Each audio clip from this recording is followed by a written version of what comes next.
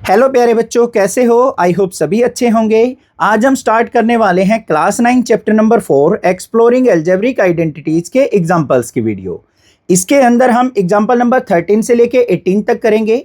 Example 1 से लेके 12 तक मैंने प्रीवियस वीडियो में करवा दिए थे, वो वीडियो आप प्लेलिस्ट से जाके देख सकते हैं। एग्जाम्पल्स बच्चों final exam point of view से मोस्ट इंपॉर्टेंट है, और हमारे मिड टर्म एग्जाम हो या फाइनल एग्जाम हो, वहां पे एग्जाम्पल्स भी आपको क्वेश्चन पेपर के अंदर देखने को मिल जाते हैं, तो बिल्कुल भी स्किप नहीं करने हैं एक भी चैप्टर के आपको एग्जाम्पल। तो देखते हैं एग्जाम्पल नंबर 13 क्या दे रखा है। What is the side of the cube whose volume is P cube plus 6p square cube plus 12pq square plus 8q cube cubic units. हमें यहाँ पे एक क्यूब का वॉल्यूम जो है एल्जेब्रिक एक्सप्रेशन की फॉर्म में दे रखा है, तो हमें उस क्यूब की साइड फाइंड आउट करनी है। अब देखो क्यूब कैसा होता है बच्चों, इस टाइप से हमारा क्यूब होता है। मैं यहाँ पे एक क्यूब ड्रॉ कर देता हूं, ये हमारा क्यूब बन गया। अब क्यूब के अंदर क्या होता है बच्चों, लेंथ ब्रेड्थ और हाइट होती है। ये लेंथ हो गई, ये ब्रेड्थ हो गई, ये हाइट हो गई। क्यूब के अंदर लेंथ इक्वल टू ब्रेड्थ होगी इक्वल टू हाइट के इक्वल होगी, मतलब तीनों हमारी क्या होती हैं, इक्वल डिस्टेंस या इक्वल लेंथ की हमारे पास साइड होती है। अब यहाँ पे हमें क्या करना पड़ेगा, जो भी हमें एल्जेब्रिक एक्सप्रेशन दे रखा है उसमें से हमें इस क्यूब की साइड फाइंड आउट करनी है। तो देखो हमारे पास जो एल्जेब्रिक एक्सप्रेशन है क्या है, पी क्यूब प्लस में 6p स्क्वायर क्यूब, फिर प्लस में 12pq स्क्वायर और प्लस में 8q क्यूब, ये हमें दे रखा है। अब इससे साइड कैसे निकलेगी, बिल्कुल सिंपल है, इसको हमें क्या करना है, फैक्टराइज करना है। अब फैक्टराइज करने के लिए सिंपल सी ट्रिक है, हमें देखना है कि जो भी यहाँ पे एल्जेब्रिक एक्सप्रेशन दे रखा है क्या वो हमारा किसी आइडेंटिटी से मैच होता है। बिल्कुल यहाँ पे जो है हमारा a प्लस बी के क्यूब की आइडेंटिटी से मैच हो रहा है। क्या होती है आइडेंटिटी हमारी, a cube plus 3a square B plus 3ab square plus B cube equal होगी किसके, a प्लस बी के क्यूब के। तो यहां से हमें क्या करना है, a और b की वैल्यू फाइंड आउट करनी है। फर्स्ट टर्म से a की वैल्यू निकलेगी, लास्ट टर्म से b की वैल्यू। तो ये p क्यूब है, तो इसको क्या लिख लेंगे, p का होल क्यूब। लास्ट टर्म में देखो यहाँ पे होल नंबर वैल्यू 8 है, 8 किसका क्यूब होता है प्यारे बच्चों, 2 का। तो इसको हम क्या लिख सकते हैं यहाँ पे, प्लस में 2q का क्यूब हो गया। फिर यहां पे आ जाओ, प्लस में 3 मल्टीप्लाई a स्क्वायर है, a की जगह हम क्या लिखेंगे, p स्क्वायर हो गया। b की जगह क्या आ जाएगा, 2q। फिर प्लस में क्या है, 3ab स्क्वायर, तो 3a की वैल्यू क्या है यहाँ पे p, और b की वैल्यू क्या है, मल्टीप्लाई में 2q का स्क्वायर। सारी वैल्यू पुट हो गई, तो ये किसके इक्वल होगा, a प्लस बी का क्यूब, a की जगह p, b की जगह 2q। तो हमारे पे p प्लस 2q का क्यूब क्या आ गया हमारे पास, यहां पे ये आइडेंटिटी बन के आ गई, और इसको हम क्या कह सकते हैं, वॉल्यूम ऑफ द क्यूब। तो यहां पे क्या हो गया, ये वॉल्यूम जो है वो किसके इक्वल हो गया, p प्लस 2q का क्यूब। और वॉल्यूम किसके इक्वल होता है, length into breadth into height.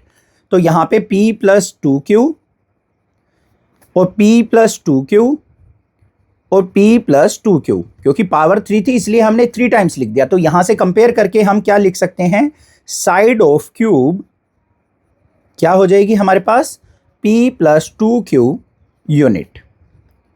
हमारे पास यहाँ पे मीटर सेंटीमीटर कुछ नहीं दे रखा है, तो सिंपली इसके पीछे हम यूनिट लगा देंगे और ये हमारे पास क्या आ जाएगा बच्चों, आंसर आ जाएगा। क्लियर हो गया एग्जाम्पल नंबर 13। मूव ऑन करते हैं एग्जाम्पल नंबर 14 पे। एग्जाम्पल नंबर 14 हमें दे रखा है, now consider the expression 8n cube minus 60n square m plus 150nm square minus में 125m क्यूब। अब हमें एल्जेब्रिक एक्सप्रेशन यहाँ पे ये दे रखा है, इसके अंदर से हमें a और b की वैल्यू फाइंड आउट करनी है बच्चों। तो वो कैसे करेंगे, सबसे पहले हम अपने एल्जेब्रिक एक्सप्रेशन को लिख लेते हैं, जो हमें दे रखा है 8n cube minus 60n square m plus में 150nm स्क्वायर और माइनस में 125m क्यूब, ये हमें दे रखा है। अब इसको आप ध्यान से देखोगे तो ये a माइनस बी क्यूब की आइडेंटिटी हमारी बन रही है। तो यहाँ पे सबसे पहले a माइनस बी का क्यूब की आइडेंटिटी लिखेंगे, क्या होती है, a cube minus 3a square B plus में 3ab square minus B cube, किसके इक्वल होता है हमारा, a माइनस बी का क्यूब। सबसे फर्स्ट टर्म से हमारी a की वैल्यू निकलेगी, लास्ट टर्म से b की वैल्यू निकलेगी। तो यहाँ पे हमारे पास 8 है, तो 8 को क्या लिख सकते हैं, 2n का क्यूब लिख देंगे। लास्ट में 125 है, किसका क्यूब होता है, 5 का, तो इसको हम क्या लिख देंगे, माइनस में 5m का क्यूब लिख देंगे।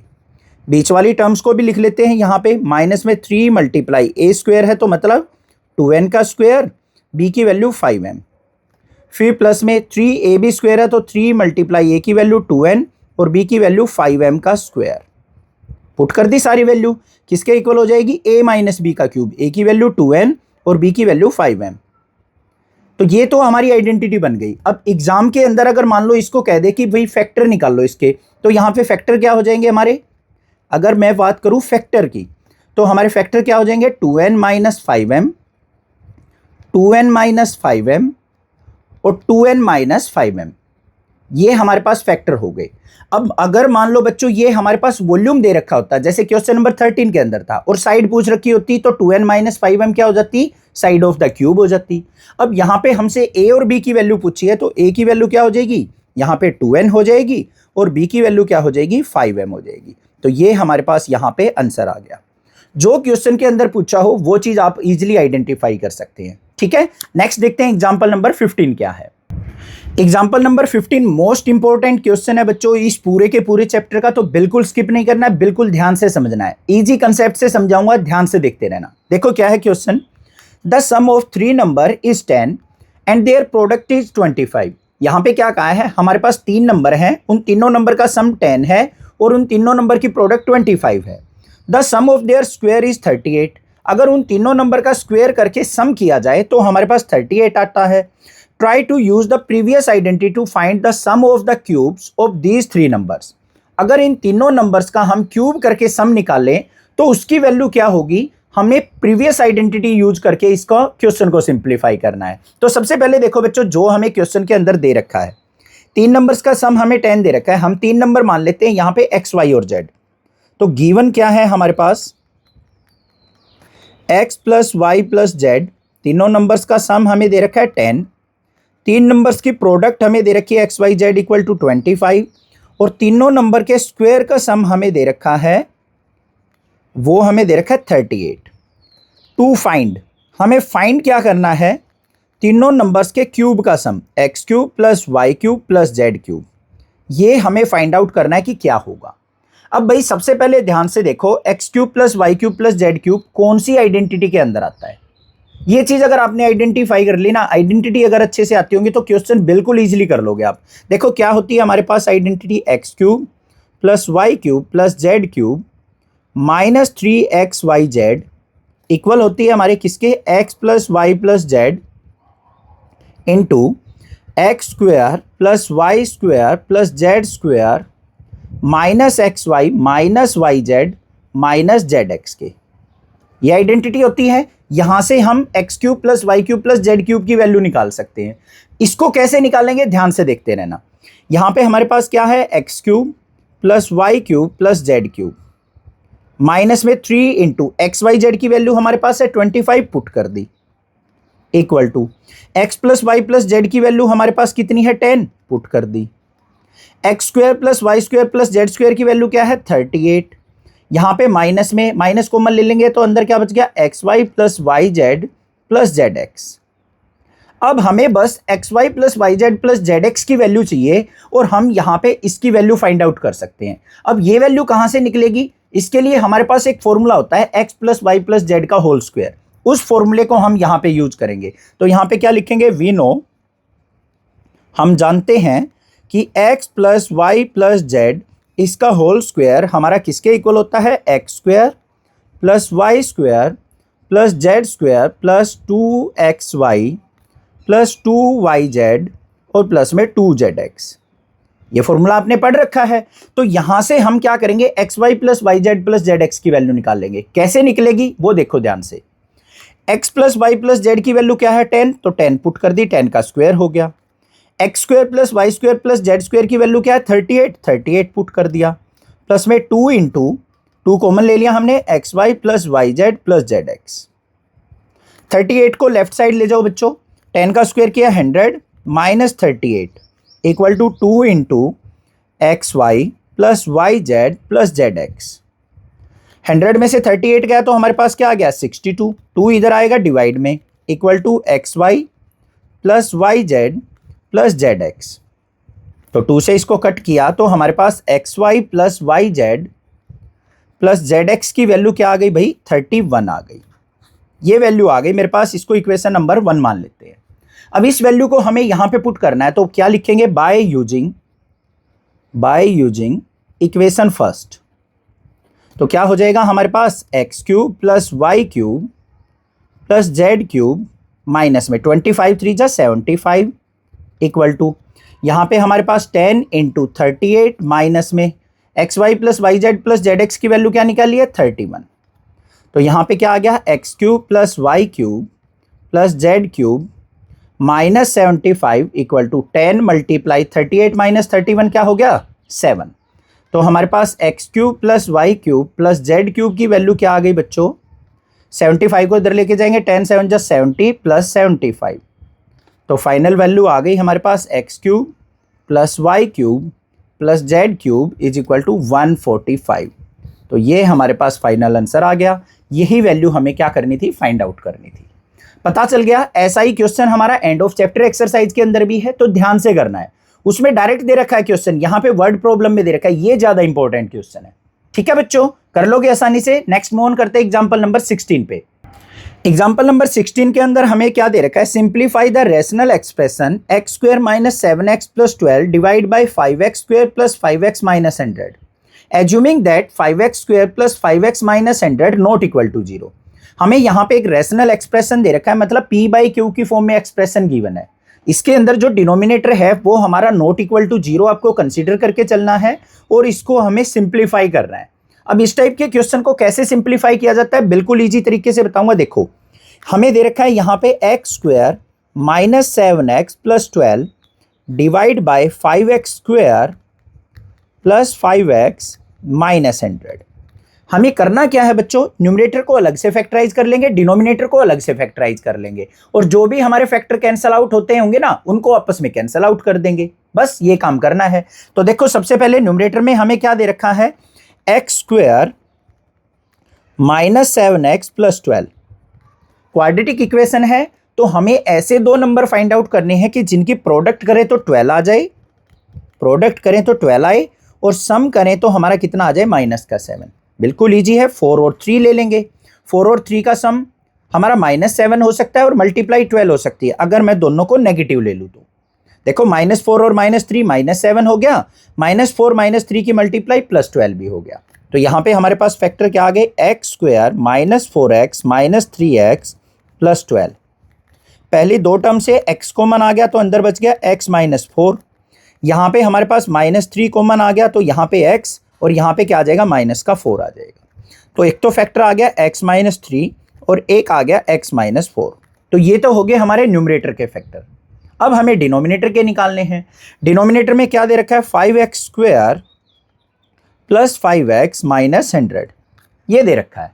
ठीक है बच्चों, अब इसमें क्या करें हम यहाँ पे क्या करेंगे भाई, 5 देखो सभी का मल्टीपल है, इसको भी हम 20 मल्टीप्लाई 5 लिख सकते हैं। यहाँ भी 5 है, यहाँ भी 5 है, तो हम यहाँ से 5 कॉमन ले लेते हैं। इजी इक्वेशन बन जाएगी x square plus x minus में 20। अब ये क्वाड्रेटिक इक्वेशन बन गई, इसको फैक्टराइज करना है। कैसे करेंगे, ऐसे नंबर फाइंड आउट करेंगे कि प्रोडक्ट करें -20 आ जाए और सम करें तो हमारा प्लस का 1 आए। तो क्या होंगे भाई ऐसे फैक्टर हमारे, 4 5 जा हो सकते हैं। 4 को नेगेटिव ले लो, 5 को प्लस का ले लो, 5 4 जा -20 हो गया, 5 में से 4 गया, प्लस का 1 बच गया। तो यहाँ पे 5 तो बाहर रहेगा हमारा, अंदर आ गया x square plus 5x minus 4x minus 20। तो क्या आ गया हमारे पास, 5 बाहर, यहाँ पे x कॉमन आ गया तो अंदर बच गया x प्लस 5, -4 कॉमन आ गया तो अंदर बच गया x प्लस 5, क्योंकि माइनस बाहर चला गया तो प्लस बच गया।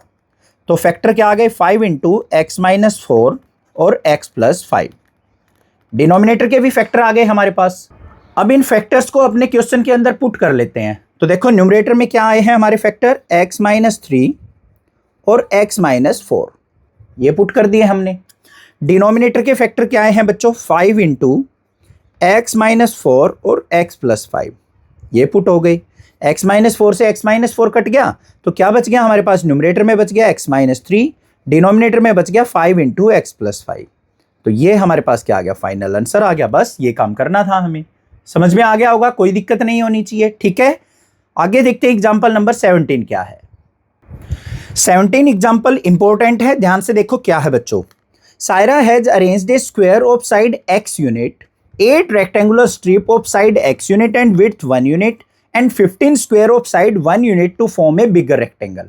सायरा क्या करती है भाई, कुछ टाइप की उसके पास शेप है, स्क्वायर भी है, रेक्टेंगल्स भी हैं, उनको इकट्ठा करके रखना स्टार्ट कर देती है और रखने के बाद एक वो बड़ी रेक्टेंगल बना लेती है, जिसमें सबसे पहली वो शेप यूज करती है, स्क्वायर यूज करती है, जिसकी साइड x यूनिट है। तो हम क्या करते हैं, यहाँ पे मान लेते हैं कि भाई ये एक स्क्वायर है जिसकी साइड क्या है, x यूनिट, वो उसने यूज किया है। फिर वो 8 रेक्टेंगुलर स्ट्रिप यूज कर रही है, ये रेक्टेंगल हो गई, इसकी लेंथ x यूनिट है और विड्थ जो है 1 यूनिट है, ये हमारे पास है। और ये कितनी शेप है, 8 रेक्टेंगल यूज कर रही है, ये भी यूज करती है।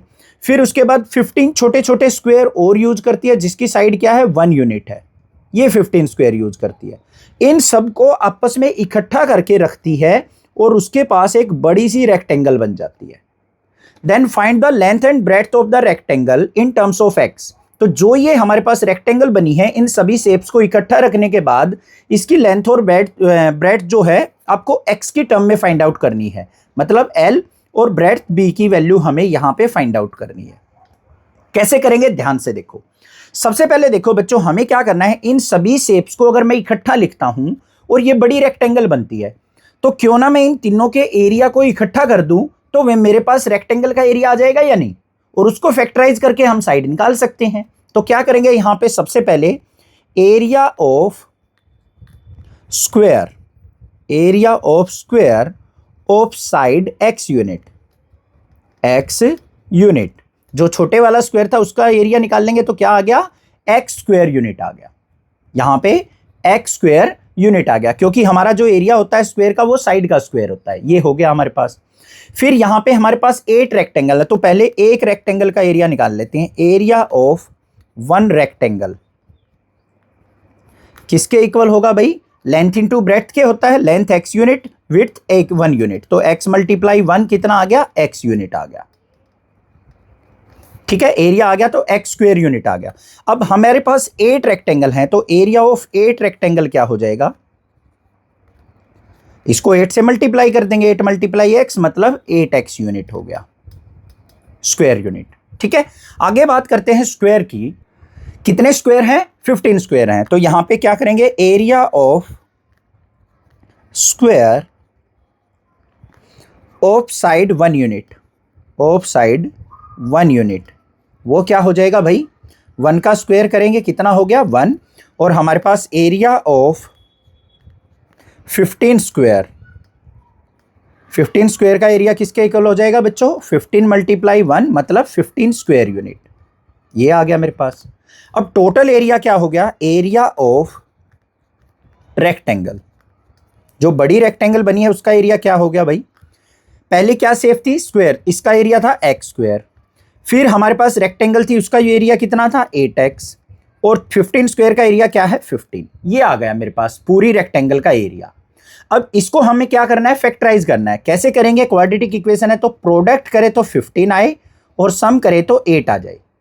तो क्या क्या वैल्यू हो सकती है, 5 3 जा हो सकता है, 5 और 3 की मल्टीप्लाई 15, 5 और 3 का सम 8, तो हमारे पास क्या हो गया यहाँ पे x square plus 5x plus 3x plus 15।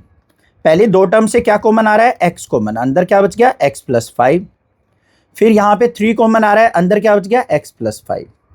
तो हमारे पास क्या आ गया वही फैक्टर, एक तो x प्लस 3 आ गया, दूसरा फैक्टर क्या आ गया x प्लस 5 आ गया। ये क्या है हमारे पास, एरिया ऑफ रेक्टेंगल। अब एरिया क्या है, किसके इक्वल होता है भाई, रेक्टेंगल का लेंथ इंटू ब्रेड्थ के इक्वल, और एरिया हमारा आया क्या है x प्लस 3 और इंटू में x प्लस 5। तो कोई एक वैल्यू को हम लेंथ मान लेंगे, दूसरी हमारी क्या होगी उसी टाइम पे ब्रेड्थ होगी। तो लेंथ ऑफ रेक्टेंगल क्या हो गई, length equal to x plus 3 unit हो गई, और ब्रेड्थ जो है, ब्रेड्थ वो क्या हो जाएगी भाई, x प्लस 5 यूनिट हो जाएगी। हम x प्लस 5 को लेंथ भी मान सकते हैं, तो उस टाइम पे फिर x प्लस 3 क्या हो जाएगी, ब्रेड्थ हो जाएगी। क्लियर हो गया एग्जांपल नंबर 17। नेक्स्ट देखते हैं एग्जांपल नंबर 18 क्या है। एग्जांपल नंबर 18 भी इंपॉर्टेंट क्वेश्चन है बच्चों। देखो क्या दे रखा है, a rectangular pool is such that its breadth is 4 metre less than its length. यहाँ पे क्या कहा है, एक रेक्टेंगुलर पूल है जिसमें जो लेंथ है वो ब्रेड्थ पूल की जो ब्रेड्थ है वो लेंथ से 4 मीटर लेस है and its area is 96 square metre, और उस पूल का एरिया जो है 96 स्क्वायर मीटर है। Find the length and breadth of the pool. तो हमें उस पूल की लेंथ और ब्रेड्थ फाइंड आउट करनी है। तो सबसे पहले हम क्या करते हैं भाई, यहाँ पे एक अपने पास आर्टिफिशियल पूल बना लेते हैं। ये पूल हो गया हमारे पास, ठीक है। इसकी लेंथ अगर मैं मान लूँ x यूनिट है या फिर x मीटर है, तो इसकी ब्रेड्थ क्या हो जाएगी बच्चों, इससे 4 मीटर लेस, मतलब x - 4 हो जाएगी, ठीक है। एरिया कितना दे रखा है हमें, 96 स्क्वायर मीटर दे रखा है। तो देखो कैसे करेंगे। सबसे पहले हम इसकी लेंथ एज्यूम करके चलते हैं। लिखेंगे क्या यहां पे, लेट लेंथ ऑफ पूल कितनी मान ली हमने, x मीटर। ब्रेड्थ क्या हो जाएगी, ब्रेड्थ ऑफ पूल, लेंथ से 4 मीटर लेस कही है तो x - 4 मीटर हो गई। अब एरिया कैसे निकलेगा, एरिया ऑफ पूल किसके इक्वल होगा भाई, लेंथ इंटू ब्रेड्थ के। तो हमारे पास लेंथ क्या है x यूनिट और ब्रेड्थ क्या है x - 4, और एरिया ऑफ पूल दे कितना रखा है 96। सिंप्लीफाई कर लेते हैं, 96 इक्वल टू x के अंदर मल्टीप्लाई करेंगे x स्क्वायर, x की -4 से -4x, 96 को इधर लेके जाओ तो x square -4x - 96 equal to 0। ये हमारे पास क्या आ गया, एरिया आ गया। किस फॉर्म में, एक क्वाड्रेटिक इक्वेशन की फॉर्म में। इसको फैक्टराइज करना है। अब ऐसे नंबर हमें फाइंड आउट करने हैं, प्रोडक्ट करें तो -96 करें और सम करें उन नंबर्स का तो -4 आए। बिल्कुल इजी है। 12 8 जा, माइनस का 12 ले लो प्लस का 8, -12 में 8 ऐड किया -4 आ गया, -12 की 8 से मल्टीप्लाई -96 आ गया। तो हमारे पास फैक्टर क्या आ गए, x स्क्वायर माइनस का 12x प्लस का 8x -96 इक्वल टू 0। पहली दो टर्म से x कॉमन आ गया तो अंदर बच गया x - 12, फिर 8 कॉमन लेंगे तो अंदर बच गया x - 12 इक्वल टू 0। तो एक तो फैक्टर आ गया x + 8 और दूसरा फैक्टर हमारे पास आ गया x - 12। अब यहां पे इन दोनों को इक्वल टू 0 करना है तो x + 8 इक्वल टू 0 करेंगे और x - 12 इक्वल टू 0 करेंगे। तो यहां से x की वैल्यू क्या आ गई, -8, यहां से x की वैल्यू क्या आ गई, 12 आ गई। अब x क्या मानना था बच्चों हमने, लेंथ ऑफ द रेक्टेंगल। क्या लेंथ कभी नेगेटिव हो सकती है, नहीं। तो इसको क्या कर देंगे, नेग्लेक्ट कर देंगे, इसको छोड़ देंगे। हम क्या लेके चलेंगे, x = 12। तो लेंथ ऑफ पूल किसके इक्वल हो जाएगी, 12 मीटर, और ब्रेड्थ क्या हो जाएगी बच्चों, ब्रेड्थ ऑफ पूल किसके इक्वल होगी, x - 4 थी, तो मतलब 12 - 4 करेंगे तो हमारे पास क्या आ गया, 8 मीटर आ गई। तो ये हमारे पास ब्रेड्थ हो गई, ये लेंथ ऑफ द पूल हो गई। समझ में आ गया। इस टाइप से हमें क्वेश्चन करना है। चैनल को सब्सक्राइब, वीडियो को लाइक जरूर करना, ज्यादा से ज्यादा अपने फ्रेंड्स में शेयर कर देना। Thank you students for watching this video.